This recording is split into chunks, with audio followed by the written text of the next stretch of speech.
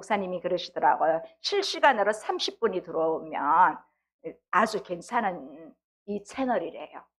그래서 저는 한 반 가까이 들어왔었어요, 첫 방에.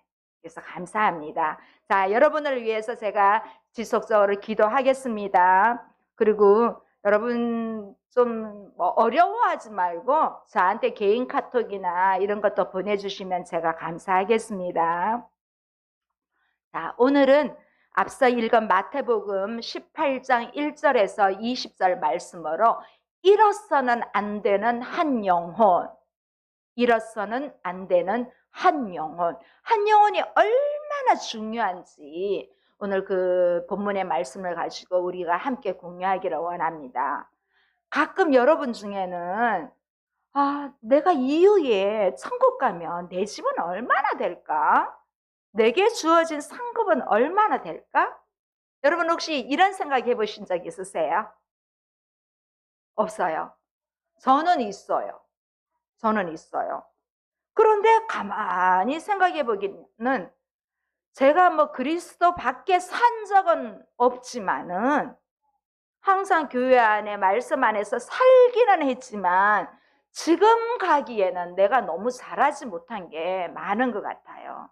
때로는 내 입술로도 다른 사람에게 상처를 준 적도 있을 거고, 내가 보이지 않게 티나지 않게 거짓말도 했을 거고. 그래서 하나님 아버지, 저한테 시간 조금만 더 주세요. 저는 그렇게 솔직히 기도를 해요.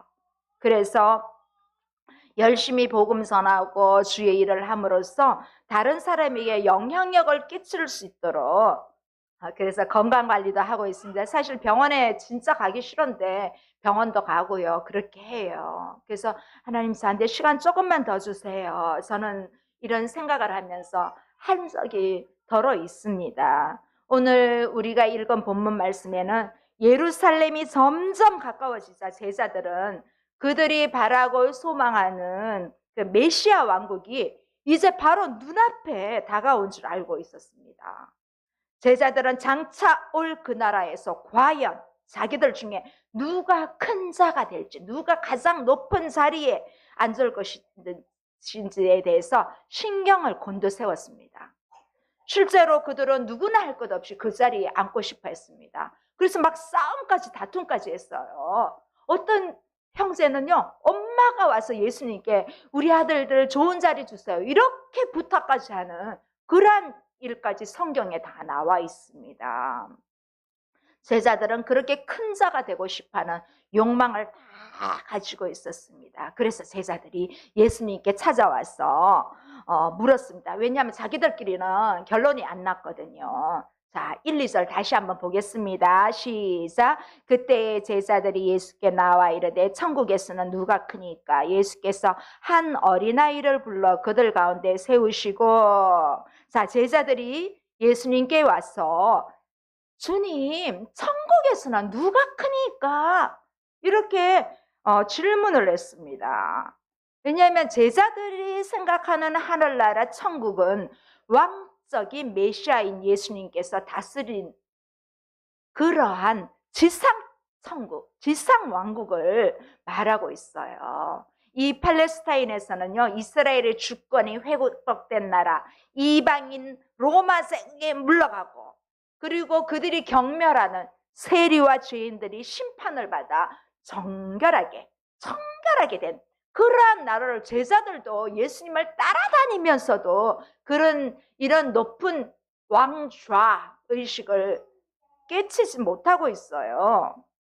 자, 당시 유대인들은요, 이 권위 체계를 당연하게 생각했습니다. 그래서 제자들은 새로운 나라, 예수님이 메시아가 되며 누가 높은 자리에 앉을지 정말 궁금했어요.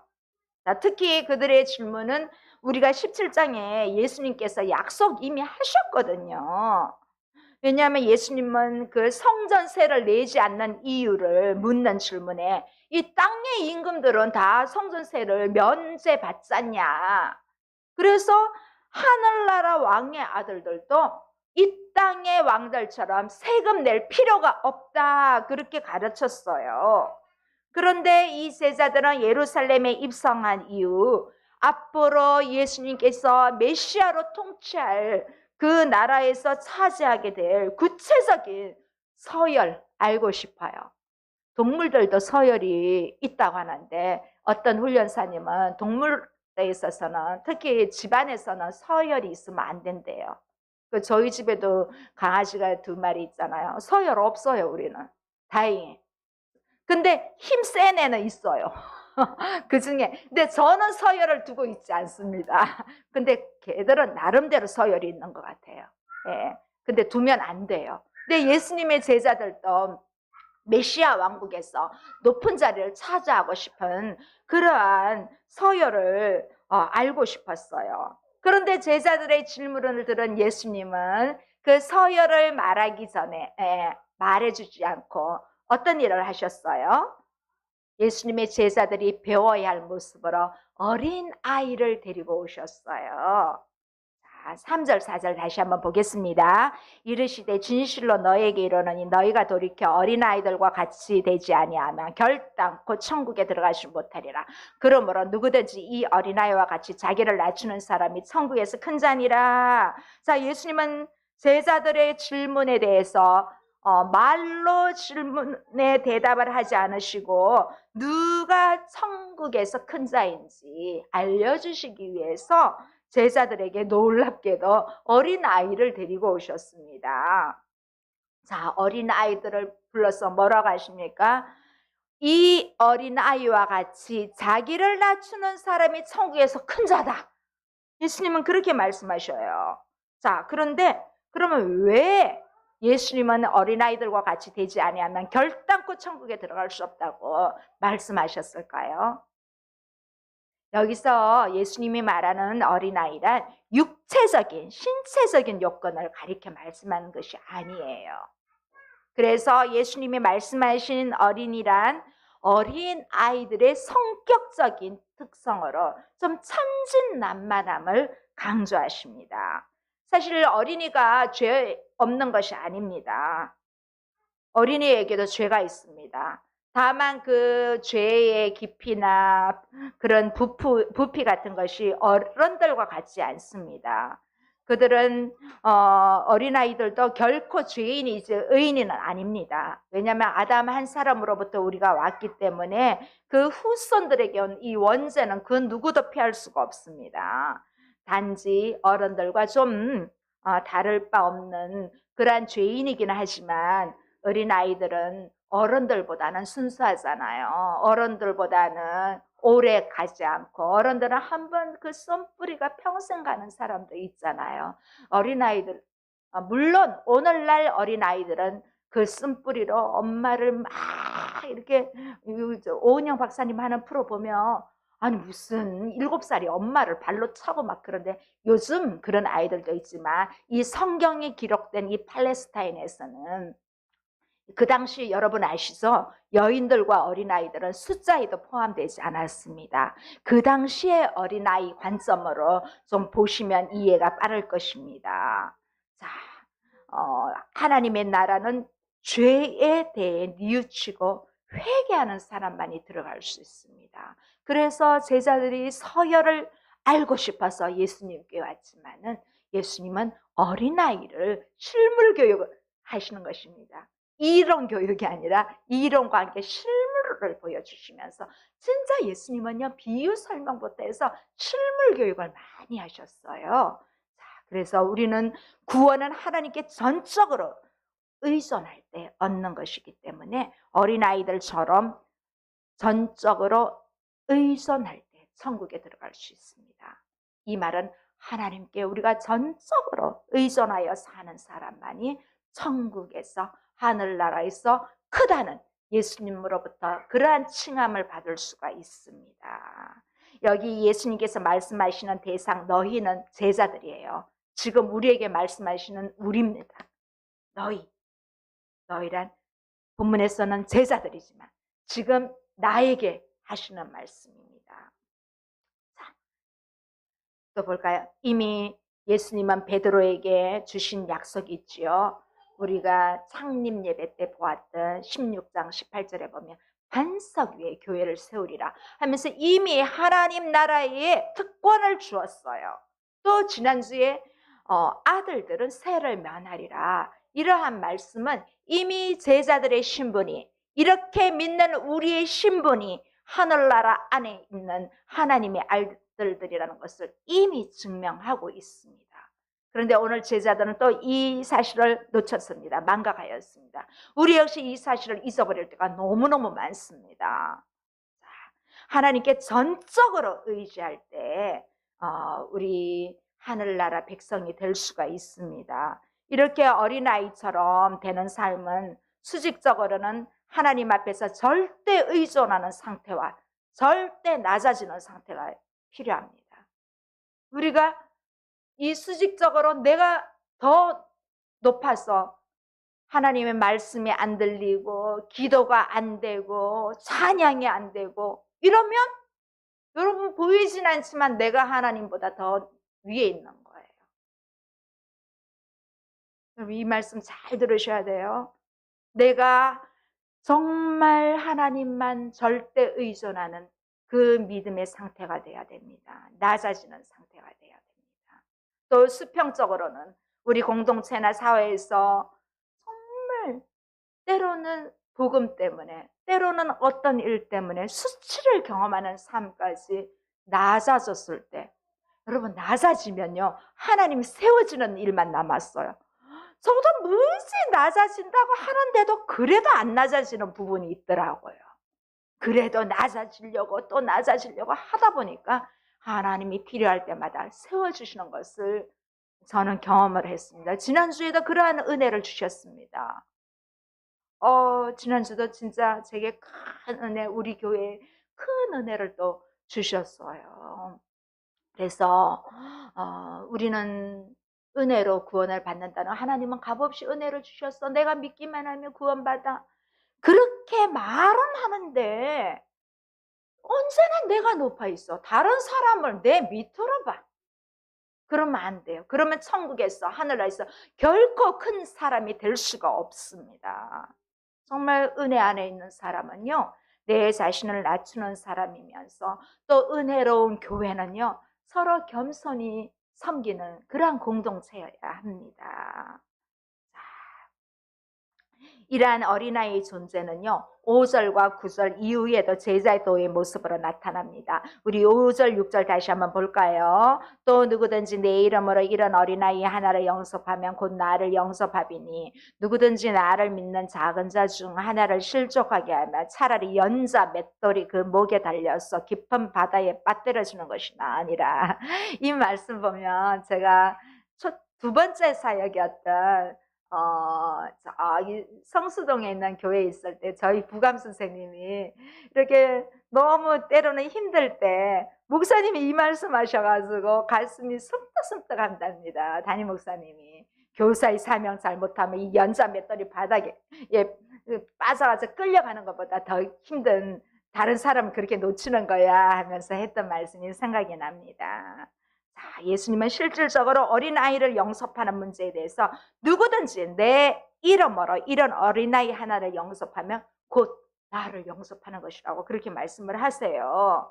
자, 이 제자들 앞에 세운 이 어린아이, 이 아이들도 하나님 나라를 이루는 하나님의 언약 백성이라는 것입니다. 여러분 어린아이라고 반생명이 아닙니다. 어린아이들도 한 생명입니다. 어린아이들에게도 복음이 들어가야 됩니다. 그래서 어린아이든 노인이든 다 하나님 앞에서는 똑같은 생명입니다. 그래서 하나님의 구원 사역에는 단 한 사람도 피할 사람이 없습니다. 다 그 구원의 방주 안에 들어가야 됩니다. 어린아이도 100세 드신 어르신도 다 들어가야 합니다. 자, 오늘 여기서 보면요 실족하게 하는 하나, 다른 사람을 실족하게 하면 이 말이 나오는데요. 이 남을 실족하게 한다, 다른 사람을 실족하게 한다 말은 다른 사람으로 범죄하게 하는 일을 말합니다. 이 실족하게 한다는 말은 걸리게 한다, 넘어지게 한다, 범죄하게 한다. 이 말은요 그 행위에 있어서 고의적인 뜻이 들어가 있는 것을 말합니다. 실족하게 하는 것은 죄를 짓게 만드는 행위입니다. 심지어 나의 어떤 그 말 한마디 잘못으로 그 사람이 예수 믿을 사람인데도 복음까지 믿지 못하게 그렇게 만들어버리는 그 행동입니다.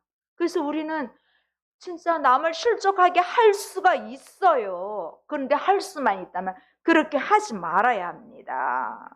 자, 작은 이렇게 예수님을 믿는 작은 한 사람 중에 한 명을 실족하게 되면 그 죄에 대한 형벌이 엄청나는 거예요.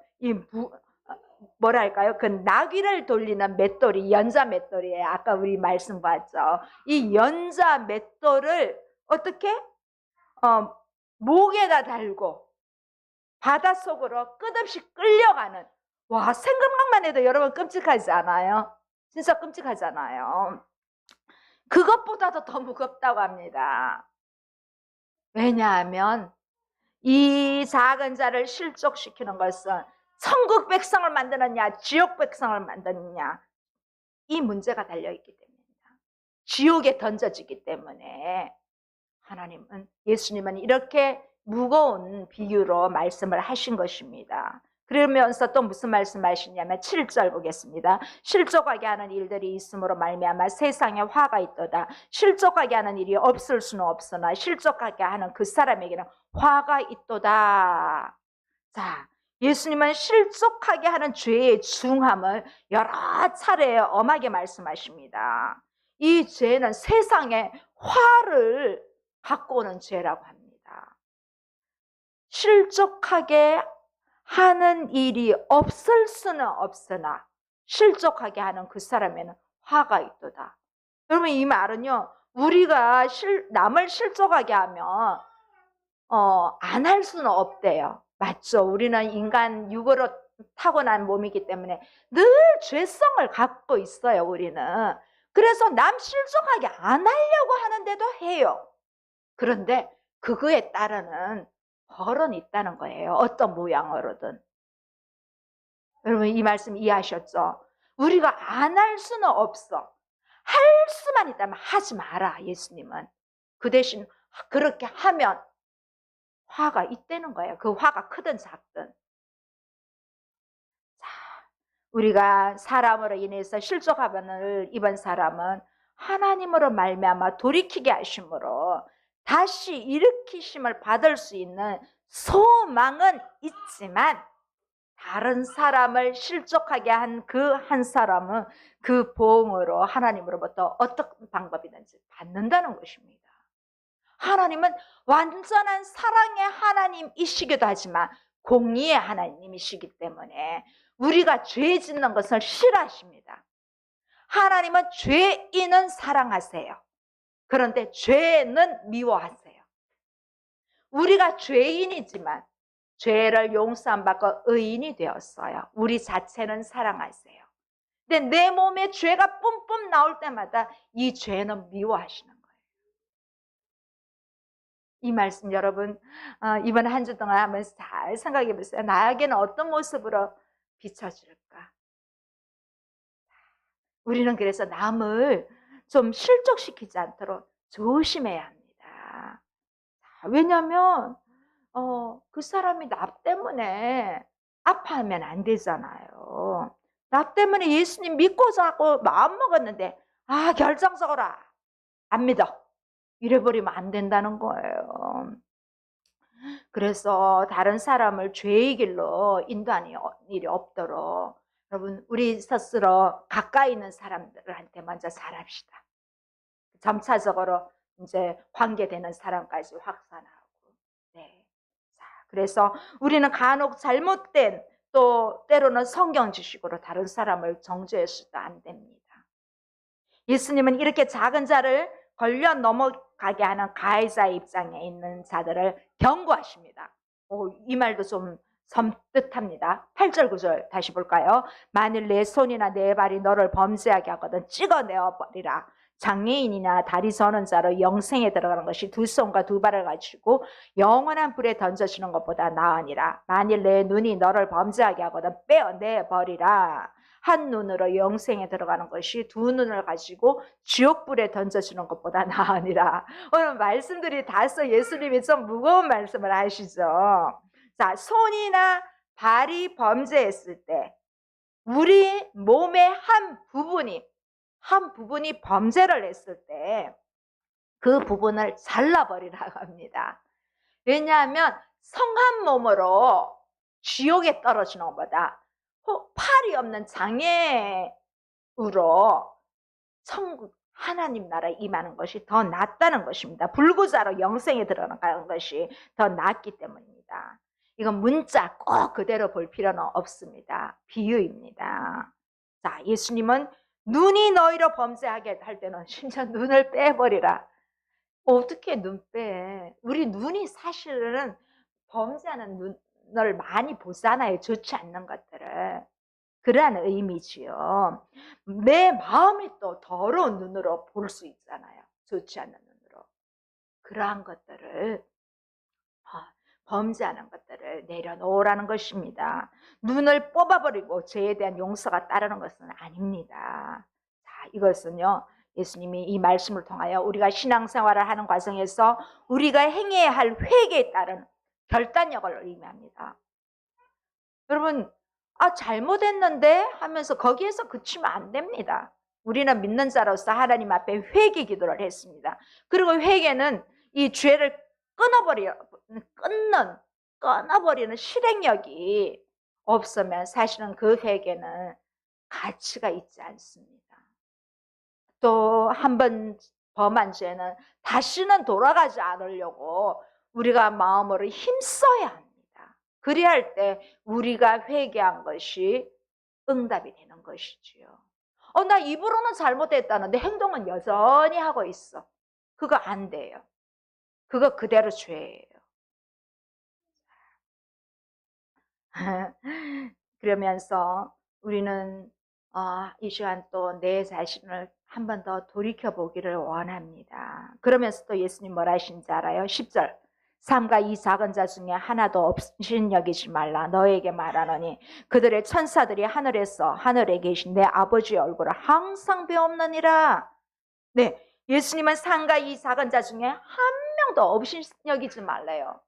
우리 남들 무시할 때 있잖아요. 무시하지 마십시오. 자, 없인 여기지 말 것을 당부하십니다. 우리도 연약한 심령을 예수님께서 우리를 긍휼히 여기셨기 때문에 지금 이 자리까지 왔습니다, 여러분. 여기까지 온 것이 여러분 정말 감사합니다. 앞으로는 이 말씀대로 행하며 우리는 잘 될 수밖에 없습니다. 모든 힘든 과정들을 많이 겪어왔기 때문에 나보다 남을 낮게 여기고 존귀 여기면 하나님은 더하여 주시는 은혜가 있습니다. 그래서 천사들은 히브리서 우리 묵상하고 있잖아요. 여러분 기억나십니까? 하나님 부리는 종이래요. 천사가. 우리는 천사가 매우 높아 보이지만 물론 그렇게 생각할 수 있습니다. 때로는 하나님이 천사를 사용하기도 했지만 그런데 구원받은 성도들을 부리는 종이래요. 부리는. 우리보다 낮아요. 하나님을 믿는 하나님의 자녀보다 천사가 낮아요. 여러분 천사가 높지 않아요. 자, 그래서 이제 우리는 이 천사라도 작은 자를 소홀히 여기지 말라고 예수님이 말씀하셨는데 우리는 하나님의 명에 의해 돌보는 책임을 이 천사들에게 한다고 이 위임이 우리에게까지 왔습니다. 그래서 우리는 그리스도 안에 있는 다른 형제자매들을 귀하게 여기고 나보다 더 귀하게 여기며 그것이 여러분에게 복이 됩니다.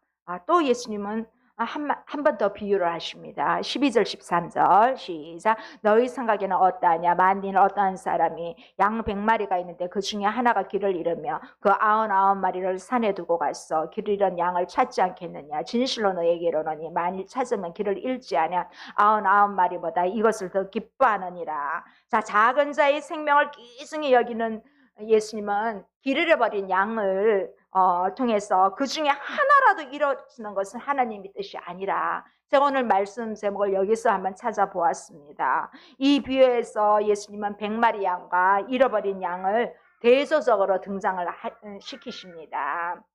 사실 길을 잃은 헤매고 있는 한 마리 양은 남아있는 99마리에 비하면 크게 가치가 없습니다. 낮습니다. 게다가 우리 안에 얌전하게 있는 99마리 양이 얼마나 더 중요합니까? 그에 비해서 양무리를 이탈해간 한 마리는 그렇게 가치가 있는 것은 아닙니다. 그런데도 목자는 이 한 마리 양을 찾으려고 났습니다. 이 양에 대한 묘사와 양처럼 길을 헤매고 있는 것에 대한 표현은 구약 성경에도 여러 번 나옵니다. 이 비유에서 목자는요, 우리가 구약 성경 이사야 53장의 고난의 종을 떠올리게 합니다. 자, 목자가 양을 나선 것은 하나님의 뜻입니다. 그리고 또 양을 찾는 목자의 모습은 고난의 종으로 오신 예수님의 모습입니다. 그래서 우리 예수님은 잃어버린 그 한 마리도 놓치고 싶지 않았어. 정말 귀중한 영혼으로 생각하고 그 잃은 양을 찾아 나서십니다. 그래서 진짜 이 말씀을 보면서 저도 진짜 한 사람을 더 중요하게 여기고 가방에 요즘은 물티슈 제가 만들었어요. 넣어가면서 주기도 걸어갈 때나 만나는 사람마다 우리 교회 여기 있어요 이렇게 주기도 하고 합니다. 그래서 정말 이 한 사람을 찾기 위해서 좀 따라 하려고 저도 합니다. 여러분들 다 같이 동참해 주면 정말 감사하겠습니다. 자, 그랬을 때 이 한 마리를 찾았을 때 그 기쁨은 99마리, 착한 99마리보다 더 기뻐한다는 것입니다. 이 말씀은 찾는 기쁨을 알게 해주는 거예요. 그 한 마리 양을 찾았을 때 그 기쁨이 얼마나 큰지. 우리 하나님의 공동체에 새로운 성도가 특히 물론 다른 교회 다니시다가 오신 분들도 귀하지만은 그분들보다 처음으로 예수님을 믿기로 작정하고 이렇게 찾아오시는 분이 한 분 한 분마다 오실 때마다 정말 천국에서는 더할 나위 없이 그 기쁨이 크다는 것이에요. 이처럼 예수님은 우리의 생명을 천하보다 귀하게 여기십니다. 그래서 14절에 이렇게 말씀하십니다. 이와 같이 이 작은 자 중에 하나라도 잃는 것은 하늘에 계신 너희 아버지의 뜻이 아니니라. 자, 목자가 한 마리 양을 찾는 이유를 하늘에 계신 아버지의 뜻으로 보고 있습니다. 하늘에 있는 아버지의 뜻을 실현하기 위해서 목자는 땅에 내려와 무가치해 보이는 한 마리의 양을 찾으십니다. 이 목자는 제자들의 모본을 보여주고 있습니다. 목자는 성도의 모본이 되어야 합니다. 또 여기서 제가 질문을 하나 만들어 볼게요. 계속적으로는 말씀으로 제자들이 궁금해했던 것인데 누가 하늘나라에서 큰 자인가? 누가 하늘나라에서 큰 자인가? 하늘나라에서 제자들이 기대하는 그런 큰 자는 없지만 분명히 큰 자는 있습니다. 양을 찾는 목자가 바로 하늘나라에서 큰 자입니다.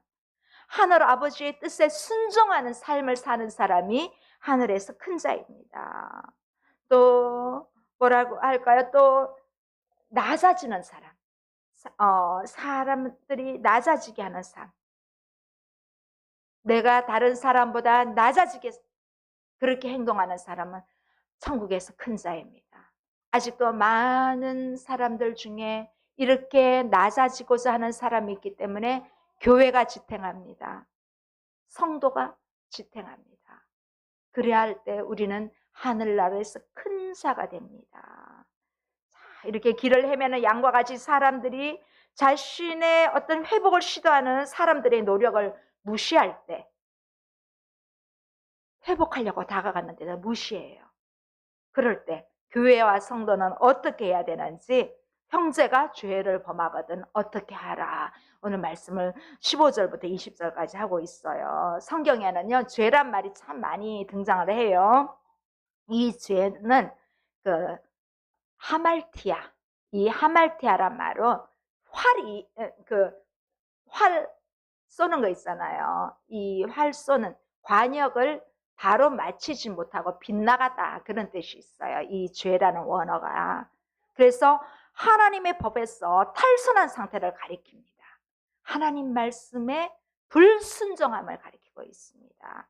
자, 15절, 17절 봅시다. 자, 오늘 함께 읽겠습니다. 내 형제가 죄를 범하거든 가서 너와 그 사람과만 상대하여 권고하라. 만일 들으면 내가 내 형제를 얻은 것이요 만일 듣지 않거든 한두 사람을 데리고 가서 두세 증인의 입으로 말마다 확증하게 하라. 만일 그들의 말도 듣지 않거든 교회의 말하고 교회의 말도 듣지 않거든 이방인과 세리와 같이 여기라.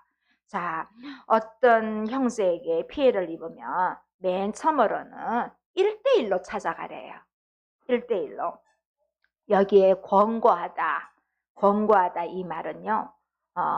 이전 성경에는 그 개역 한글에는 책망하다로 나와 있어요. 여러 의미가 있는데 특히 지혜문헌에서는 잠언이나 아가 이런 시편 이런 지혜문헌에서는 아버지나 하나님이 개선의 목적으로 교정하거나 훈육하는 것을 의미해요. 그래서 어떤 사람이 행한 잘못이 이제 알게 되면 죄라는 사실을 가리키고 회개하도록 권고하라는 말입니다. 그래서 이 책망이나 권고하는 것은 그 사람을 진짜 책망하기 위한 것이 아니라 그 사람이 돌아오기를 뉘우치고 돌아오기를 바라는 의미에서 말하는 것이에요. 그 사람을 매장시키려고 하는 것이 아니라.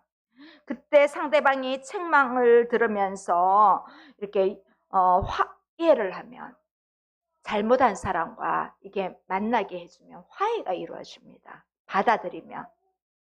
좀 요즘 같으면 한 사람은 멘토라고 할까요? 어떤 멘토가 한 사람한테 말했을 때 받아들였어요.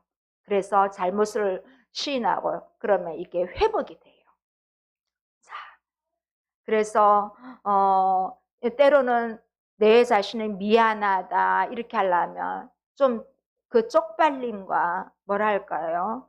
좀 수치 좀 내려가야 자존심도 좀 구겨야 되잖아요. 근데 사람들은 자존심 구기기가 싫어서 이 어떤 권면도 잘 안 듣잖아요. 근데 오늘 이 말씀에서 일단은 누군가가 잘못하면 멘토 같은 사람 한 사람이 먼저 찾아가서 얘기를 하는 거예요. 그런데 받아들이면 좋은데 안 받아들이는 경우는 어떻게 되냐면요. 이제 두세 사람이 또 찾아가요. 사적 대화에서 실패하게 되면 이제 증인들이 필요합니다. 여러분 우리 법에서도 마찬가지, 법정에서도 마찬가지잖아요. 이렇게 해결이 안 되면 증인들이 막 출두를 시작하잖아요. 그것처럼 두세 사람의 말을 또 듣지를 않아요. 그러면 이 당시에는 어떻게 했냐면 교회가 나섰어요. 교회가 나서서 이제 막 훈계도 하고 해봐요. 그런데 이것도 무시하면 이방인과 세리처럼 취급하는 거예요. 그러면 누군가 이 사람은 없는 사람, 생각 없는 사람 취급하는 거예요. 그러면 내가 이렇게 살아있는데 나한테 전혀 한 사람도 관심이 없다면 얼마나 슬픈 일이겠어요. 이렇게 멘토한 사람이 찾아가서 설득했는데도 안 되고 또 두세 사람 또 증인을 데리고 왔는데도 안 돼. 이제는 교회 무리들이 와서 해도 안 돼. 그래도 안 된다면 이 사람은 그냥 없는 사람 취급, 유령 취급하라는 거예요.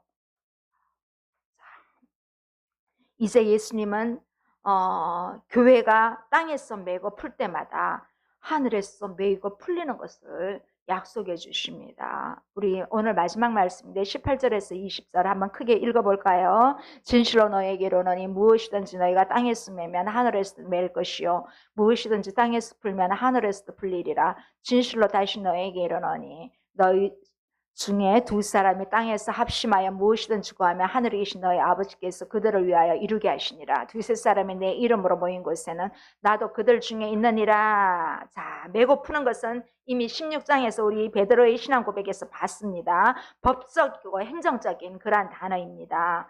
자, 이 행위를 하는 사람의 권고가 이제 강조되고 있습니다. 자, 지금도 교회는 비록 약하지만 하나님은 교회를 통해서 많은 일들을 하십니다. 우리가 교회가 사회로부터 비난도 받지만 비난보다는 좋은 일을 훨씬 더 많이 하고 있습니다, 교회가. 그래서 교회는 이 사회를 앞장서게 하는 반드시 필요한 그러한 곳이기 때문에 하나님은 우리 교회는 우리 교회 규모에 맞게 작은 대로 또 쓰임을 받게 하십니다. 자, 예수님은 이미 18절에서 여기서 보면요, 땅에서 매면 하늘에서도 매일 것이요 무엇이든지 땅에서 풀면 하늘에서도 풀리리라. 또 19절에 와서는 땅에서 합심하여 무엇이든지 구하면 하늘에 계신 내 아버지께서 그들을 위하여 이루게 하신다. 자, 이 앞에 18절은요, 죄인을 정죄하고 용서하는 교회의 권위에 대해서 인정하는 말씀입니다. 또 19절 말씀은 교회의 기도에 대한 하나님 나라, 하나님의 응답을 말씀하고 계십니다. 자, 두세 사람 또는 이 두세 사람은 보통 최저 인원을 이렇게 좀 말합니다. 구성원 중에서 합심, 마음을 합해서 함께 기도하는 내용을 말하지요. 자, 여러분은 어떤 문제가 있을 때 합심해서 기도하면 하늘에서 푼이가 땅에서 풀려지는 역사가 일어나요. 진짜 우리 대형 교회들은요, 우리 침례교만 봐도 뭐 윤석정 목사님이나 강중침 같은 데 지금 성전 건축을 하려고 다 허물었어요. 딱 허물고 나니까 우크라이나 전쟁이 일어났대요. 그랬더니 막 철책값이 막 올라가더래요. 그래서 지금 왕십리 비트물 거기에 그래도 한 5층을 교회로 쓰는데 시집이 바로 앞에 뜰리고 너무너무 좋다. 3년 계획하고 있는데 이걸 하나님의 일로 중보기도를 막 했더니 캐나다에서 호주에서 뭐 여러 개에서 건축 헌금을 막 보내주신대요. 그 대형 교회인데도. 참 간접적으로 듣는데도 너무 은혜가 되더라고요. 직접 들었죠. 간접적. 실제로 성전 건축에 참여는 못했지만. 그런데 요즘같이 교회 건축하면 특히 강남구청 여기 있는데 앞에 아주 비싼 아파트들이 서 있는데 그 가운데 있는 건물을 허물었는데도 민원이 하나도 안 들어온대요. 그래서 이렇게 중보기도가 힘이 큰 거예요. 중보기도를 하면 그렇게 놀라운 풀려지는 역사가 일어나는 것이에요. 자, 이렇게 합심기도란 두 사람 이상, 우리 여기 두 사람 이상이에요. 두 사람 이상이 어떤 동일한 목적을 가지고 그 문제에 대해서 오직 마음을 합해서 정말 간절히 기도하는 이 합심기도. 저도 이제 기도 시작 전에 주로 합심기도를 하잖아요. 말씀 마치고도 합심기도를 하기를 원합니다. 이렇게 기도할 때 여러분, 나 혼자서 기도하는 것은 골방 기도에 노래로 좀 비교한다면 독창. 그런데 이 합심 기도는 기도의 심포니, 오케스트라라 할 수 있어요. 여러분, 나 혼자 반짝반짝인 북극성도 아름답지만 별들의 무리인 북두칠성이나 카시오페아, 오리온 이런 모양이 더 아름답잖아요. 그것처럼 나 혼자 열심히 기도하는 것도 정말 골방 기도도 중요합니다. 그런데 우리가 어떤 문제를 가지고 함께 마음을 모아서 기도하는 것은 더 중요한 것입니다. 자, 이제 예수님은 합심기도의 성공적인 원칙에 대해 마지막 말씀 20절에서 말씀해 주십니다. 두세 사람이 내 이름으로 모인 곳에는 나도 그들 중에 있느니라. 우리가 마음을 모아서 기도할 때 예수님이 우리 중에 함께 하신다는 사실입니다. 우리의 모든 묶여있는 문제들이 풀려지게 한다는 말씀입니다. 여러분, 이 말씀에 믿음을 가지십시오. 그런 말씀을 믿으십시오. 내 이름으로, 주 예수 그리스도의 이름으로 내 이름을 위하여 그렇게 기도할 때 내가 풀려지는 역사가 일어나겠다. 그러한 믿음을 갖고 함께 기도하기를 원합니다. 우리가 모인 이곳에도 주님은 함께 하십니다. 기도한 일꾼을 교회에서 정말 필요로 합니다. 여러분의 기도가 우리 교회가 이 지역사회에 영향을 끼치고 우리를 통해서 예수님 믿는 사람이 많아집니다. 기도하는 사람이 우리 교회를 이끌어갑니다. 저는 여러분 중에 우리 교회 앞으로 재무도 좀 봐주시고 그렇게 하기를 기도하고 있습니다. 기도해야 합니다. 그러기 위해서는. 하나님은 자기 이름을 위하여 모여 합심으로 기도하는 사람을 찾고 계십니다. 교회는 이렇게 개인적으로 모인 것이 아니라 우리는 공동체로 모였습니다.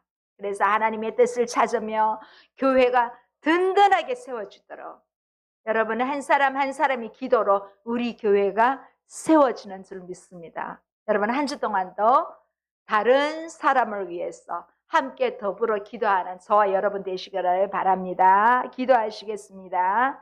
살아계신 하나님 아버지 감사합니다.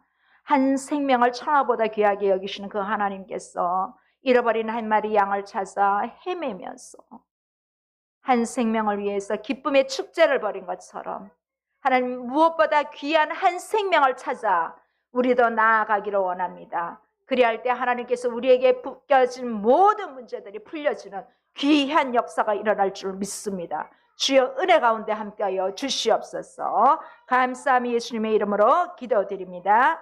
아멘.